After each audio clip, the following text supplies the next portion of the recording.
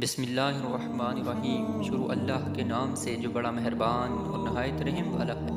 السلام علیکم پیارے دوستو، آج میں آپ کو سید احمد شہید رحمۃ اللہ علیہ کے اخلاص کا واقعہ سناتا ہوں۔ حکیم الامت حضرت تھانوی رحمۃ اللہ علیہ نے فرمایا کہ مولانا اسماعیل شہید نے اپنی تاریخ اعتقاد بھی بیان کی ہے کہ میں اس وجہ سے معتقد ہوا ہوں کہ ایک روز بارش ہو رہی تھی۔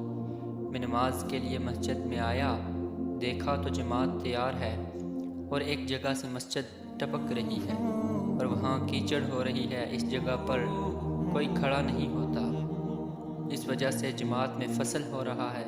سید صاحب صف میں سے نکل کر اس جگہ نہایت خشوع اور خضوع کے ساتھ کھڑے ہو گئے۔ اس حالت کو دیکھتے ہی مجھے سید صاحب کے ساتھ اعتقاد پیدا ہو گیا اور یہ خیال ہوا کہ یہ بدوں اخلاص تام کے نہیں ہو سکتا۔